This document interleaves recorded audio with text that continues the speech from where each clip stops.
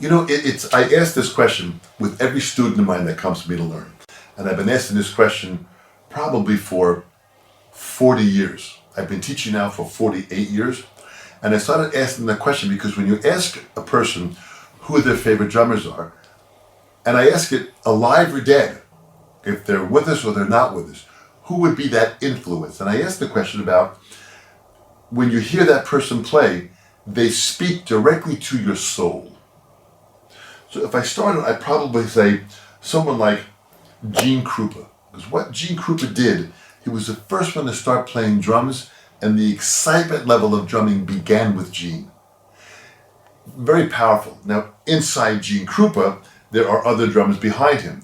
Chick Webb, Baby Dodds, Papa Joe Jones, all those players are in the Gene Krupa category. Those early drummers that played. Then I'd probably go with someone like Buddy Rich. Because when I was younger, when I heard Buddy Rich, he just completely opened up my mind.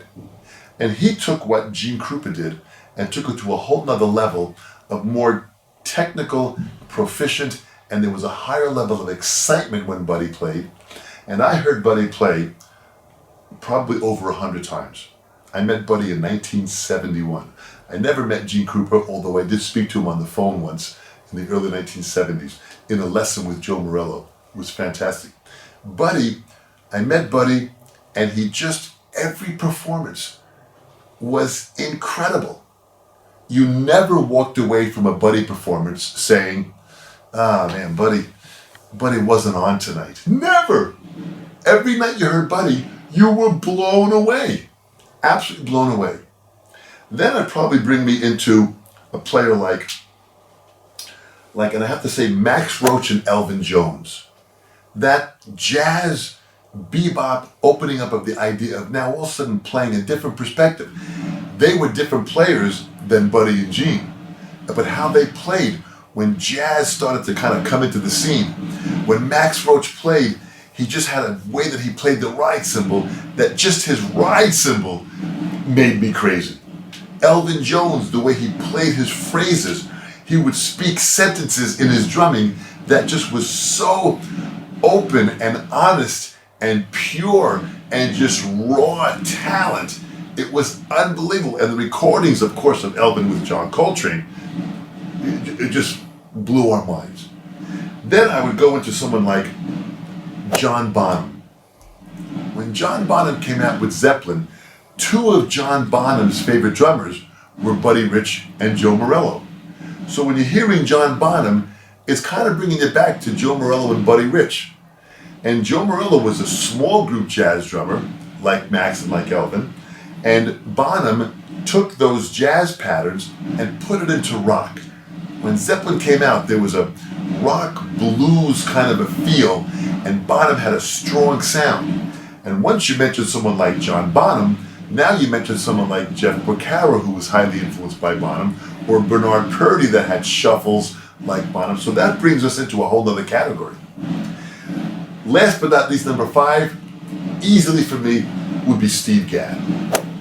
Steve Gadd is such a high-level musician, a high-level drummer, and an absolutely high-level person. Steve is a very humble and great person.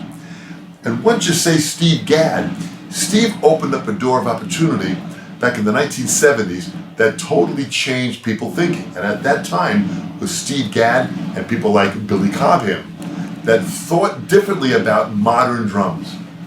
And with what Gadd did and what Billy Cobham did at that time, it made you think differently. Steve Gadd started playing mixed sticking patterns, and every time he played a song, he played exactly the part that was great for that song. Steve Gadd is like a character actor in the movies, like Al Pacino or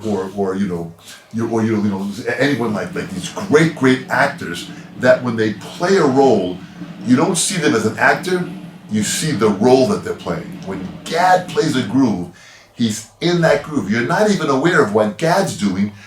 Steve's playing, sucks you into the entire song. It's so magical. And someone like Kabim, at that time with Gad, when Kabim hit with Mahavishnu and started playing this progressive movement of open-handed drumming and creative playing, I went, oh my gosh. And then once you say someone like Steve Gadd and Billy Cobham, that then brings you to Vinnie Colaiuta, Dave Weckl, Steve Smith, Simon Phillips, Greg Bissonette, all these great Steve Smith, all these great drummers that are continuing in that fashion that brings us now into modern drumming. So those 5 areas to me are very important, which is why at the camp I teach a certain level of history. And I give the students a list of names of drummers that they must research. Go by and research, because if you like John Bonham, you got to go listen to Buddy Rich and Joe Morello. It really is magical. If you like someone like Vinnie Colaiuta, you got to go back and listen to Steve Gadd and Tony Williams. So you got to kind of go back a couple of generations to see what you can draw from the past influences that opens up your mind. This is the magic of education.